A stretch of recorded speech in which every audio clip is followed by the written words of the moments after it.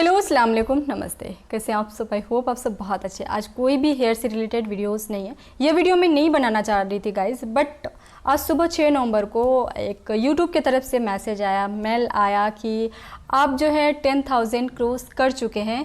तो आप क्या करें कि पार्टी करें, एंजॉय करें एंड अपने सब्सक्राइबर के साथ फीलिंग शेयर कर सकते हैं। तो मुझे लगा कि मेरे से ज़्यादा हकदार आप लोग हैं। मैं तो एक अकेले हूँ और इतनी दूर बैठी हूँ, और आप लोग 10,000 से भी ज़्यादा है। तो ये क्रेडिट मुझे नहीं जाता है गाइस, ये आप लोगों को जाता है।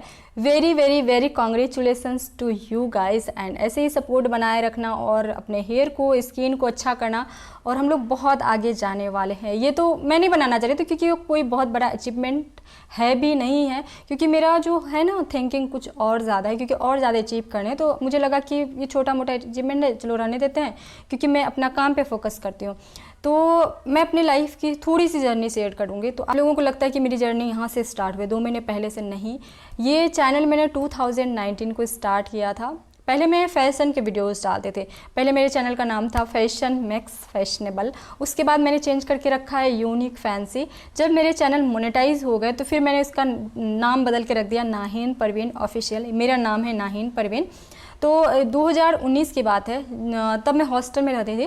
तो गर्ल्स हॉस्टल में हमेशा शोरगुल होते रहता था। तो जब मैं वीडियोस डालती थी ना फैशन के, तो क्या करती थी, बेड के नीचे, जून जुलाई का टाइम, आप सोचिए कितनी गर्मी होती, पंखा बंद, और मेरे रूम में खिड़की भी नहीं थे, पूरा रूम पैक था। तो बेड के अंदर घुस के तब मैं वॉइस ओवर करती थी, यानी जो फैशन के बारे में बताना होता था कि ये कलर कॉम्बिनेशन जो भी आप देख सकते हैं कि तब मेरे बोलने के टोन भी बहुत अंडर कॉन्फिडेंट था, कॉन्फिडेंस ही नहीं था वो। तो वो उस टाइप के डालती थी, और कुछ ही सेकंड, 40 सेकंड वीडियोस डालने और वॉइस ओवर करने मुझे बहुत टाइम लगता था, क्योंकि कभी तो मैं कॉपी में लिखती थी, उसके बाद फटफट फटफट फटफट वो बोलती थी, उसके बाद जैसे बोलने लगती थी तो फिर वो जो इमेज है ना वो फटफट फटफट चले जा रहा था, बहुत टाइम लगता था। जो यूट्यूबर हैं जो इस टाइप के काम करते हैं वो मुझे समझ पाएंगे। तो ये तो मेरी जर्नी रही। फिर धीरे धीरे उसको काम रेगुलर करती थी। अब हॉस्टल में रहती थी क्योंकि शायद कहीं ना कहीं इस चीज़ में मुझे मज़ा आता है, हर चीज़ से ज़्यादा मुझे मज़ा आता है। क्योंकि आप सोचिए 2019 ये चल रहा है, 2023 का लास्ट चल रहा है, मुझे कोई भी इनकम नहीं है। अब तक मैंने 600-700 वीडियो बना चुके हैं, और भी 2-3 चैनल है मेरे, 600-700 वीडियो बना चुके हैं। आप सोचिए इतना पेशेंस होना छोटी बात तो नहीं है कि किसी चीज़ में आपको पैसा नहीं मिला, बिना स्वार्थ के, बिना किसी इसके आप इतना कर रहे हो। तो मुझे लगता है कि मेरे अंदर ये पैसेंस है। तो ये तो बात यहाँ हो गई। उसके बाद फिर लॉकडाउन लग गया, तब मैं घर चले गई। जब मैं घर गई तो फिर विलेज से, मैं गांव से बिलोंग करती हूँ। तो गांव में किसी के भी प्राइवेट रूम नहीं होता, अपना पर्सनल रूम नहीं होता। मम्मी पापा भाई बहन सब एक साथ होते, बड़ा सा आंगन होता है, इस टाइप के फैमिली होती है। तो मुझे वहाँ पे वीडियो बनाने में प्रॉब्लम होते थे, बट मैं बनाती थी। फिर भी जब मेरी मम्मी कभी आ जाती थी तो फिर कभी उनके फेस से मुझे लगता था कि वो सोच रही होंगी क्या कर रही है। तो मैं कभी कभी वीडियोस बनाती थी, 1-2 वीडियो होंगे, कुछ प्राइवेट कर रखे हैं मैंने।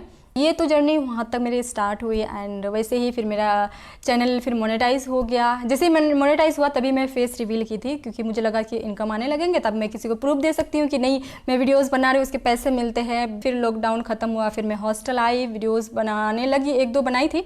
उसके बाद क्या हुआ कि मैंने क्लास ज्वाइन कर लिए। एंड फिर क्लास 7 से 9 मेरी क्लास चल रही थी, स्पोकन इंग्लिश स्पोकन। उसमें जानते कि बहुत ज़्यादा टाइम देना होता था। फिर मेरी क्लास चल रही थी, एंड फिर 7 से 9 क्लास, फिर 10:30 तक मैं रूम आती थी। उसके बाद फिर 11 बजे से मेरी जॉब थी। 11 बजे से रात को 8, कभी 8 बजे छुट्टी होती थी, कभी 9 बजे।